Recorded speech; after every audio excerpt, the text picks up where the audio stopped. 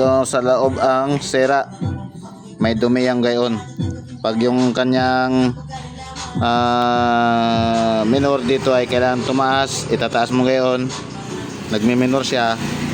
Bago pag dito sa baba, kinakapos naman, mataas ang minor, so barado yung loob niyan. Titingnan natin mga idol.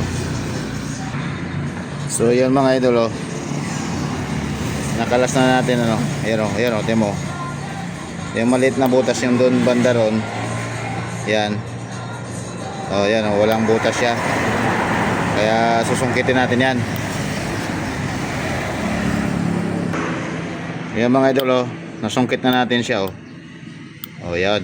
Diba? So ibig sabihin niya malinis na. So pandarin natin ulit.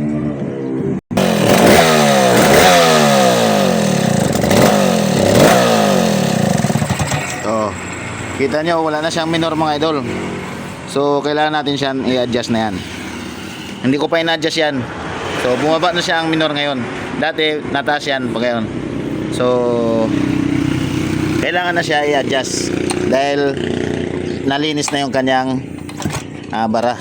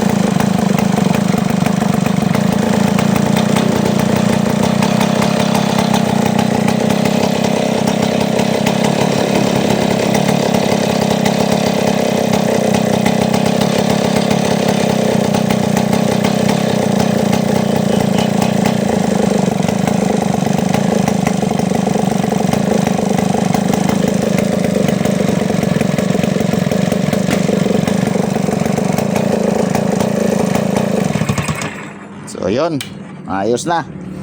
Nabarahan lang.